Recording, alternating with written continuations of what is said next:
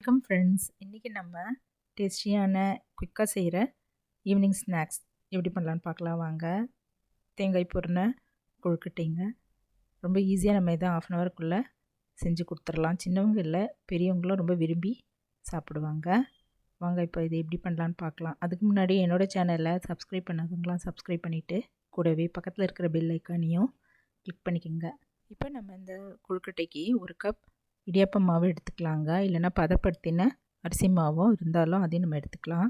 அடுப்பில் ஒரு பாத்திரம் வச்சுட்டு அதில் எவ்வளோ மெஷர்மெண்ட்டு நம்ம அரிசி மாவு எடுத்தோமோ அதே அளவு தண்ணி ஊற்றிக்கலாங்க. நான் 1 கப் எடுத்திருந்தேன். 1 கப் தண்ணி ஊற்றிட்டேங்க.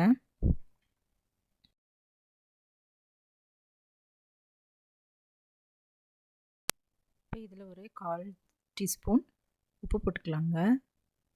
போட்டுட்டு ஒரு டீஸ்பூன் நல்லெண்ணெய் கொஞ்சமாக ஊற்றிக்கலாம். இதில் இந்த தண்ணி நல்லா கொதி வர ஆரம்பிக்கும் போது நம்ம ஸ்டவ் பண்ணிவிட்டு இறக்கி வச்சுக்கலாங்க. இப்போ தண்ணி கொதி வர ஆரம்பிச்சிருச்சுங்க. இப்போது ஸ்டவ் பண்ணிவிட்டு இறக்கி வச்சிடலாம். இப்போ இந்த நம்ம எடுத்து வச்சுருக்கிற இடியாப்ப மாவு நம்ம ஒரு பாத்திரத்தில் போட்டுட்டு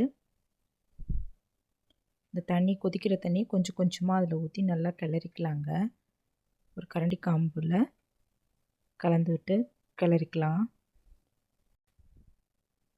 இதே போல் கொஞ்சம் கொஞ்சமாக தண்ணி ஊற்றிட்டு கரண்டி காம்பில் கிளறிக்கலாம். கெட்டியாக வர வரைக்கும் நல்லா அழுத்தி கிளறிக்கலாங்க.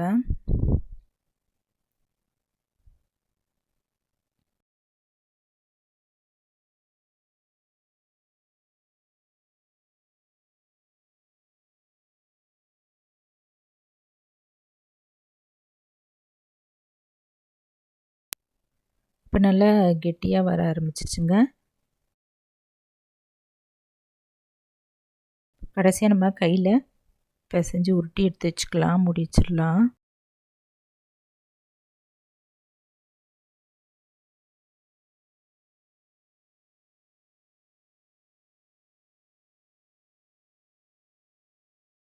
இப்போ 1 கப் துருவின தேங்காய் எடுத்துகிட்டு ஒரு பாத்திரத்தில் போட்டுடலாங்க.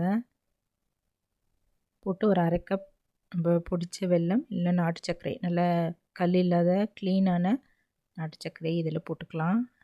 ஏலக்காய் 2 பொடிச்சு இதில் போட்டுடலாங்க. இப்போது ஸ்பூனில் நல்லா கலந்து விட்டுடலாம்.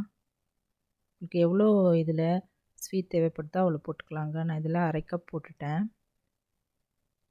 1 கப் மாவுக்கு 1 கப் தேங்காய், 1/2 கப் நாட்டு சர்க்கரை போட்டுட்டேங்க. ஏலக்காய் 2 இது போல் பிடிச்சி போட்டுடலாம். இது போல் ஸ்பூனில் நல்லா கலந்து எடுத்து வச்சுக்கலாம். இப்போ ஒரு இட்லி தட்டு இல்லை இடியாப்பு தட்டு எடுத்துக்கலாங்க.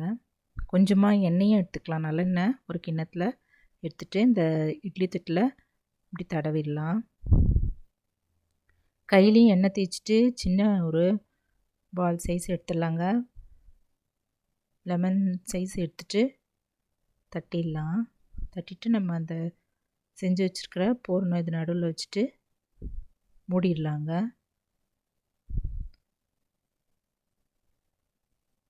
ஒரு ஸ்பூன் கொஞ்சம் கூடவும் நம்ம வச்சுக்கலாம்.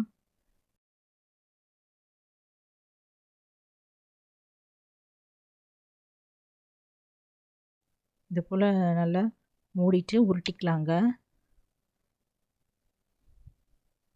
நல்லா உருண்டையாக உருட்ட வரும். இது போல் நம்ம எல்லா கொழுக்கட்டையும் உருட்டி எடுத்து வச்சிடலாம்.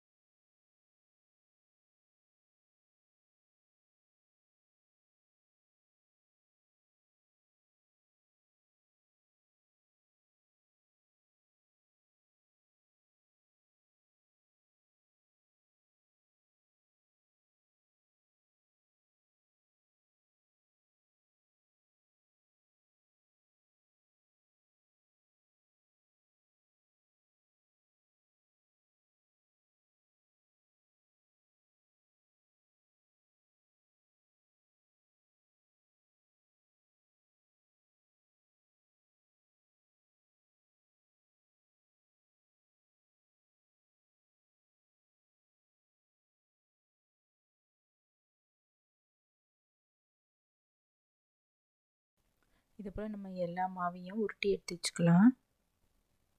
இப்போ அடுப்பில் ஒரு இட்லி பானை வச்சுட்டு அதில் கொஞ்சம் தண்ணி ஊற்றிக்கலாங்க. தண்ணி கொதி வர ஆரம்பித்ததும் இந்த தட்டை அதில் வச்சுட்டு மூடி வச்சிடலாம். குறைஞ்சது ஒரு 20 நிமிஷமாவது நல்லா வேகட்டும். மீடியம் ஃப்ளேம்லேயே அடுப்பு இருக்கட்டுங்க. இப்போ நல்லா வெந்துருச்சு. 20 நிமிஷம் ஆகிடுச்சுங்க. இப்போ ஸ்டவ் ஆஃப் பண்ணிவிட்டு இறக்கி வச்சிடலாம். நல்லா டேஸ்டியான இப்போ கொழுக்கட்டை தயாராகிடுச்சுங்க. தேங்காய் பூரண கொழுக்கட்டை. இதை நம்ம 1/2 அன் ஹவருக்குள்ளே செஞ்சு கொடுத்துடலாம். இது சூடாக சாப்பிட்றதுக்கு ரொம்ப நல்லாயிருக்குங்க. நீங்களும் இந்த டேஸ்டியான இனிப்பு பூரண கொழுக்கட்டை தேங்காய் கொழுக்கட்டை செய்து பார்த்துட்டு எப்படி இருக்குன்னு சொல்லுங்கள் ஃப்ரெண்ட்ஸ். இந்த வீடியோ பிடிச்சதுன்னா குக்கிங் வித் சித்ரா அன்பு சேனலை சப்ஸ்கிரைப் பண்ணிக்கோங்க. தேங்க்ஸ் ஃபார் வாட்சிங். நம்ம அடுத்த வீடியோவில் பார்க்கலாம். நன்றி, வணக்கம்.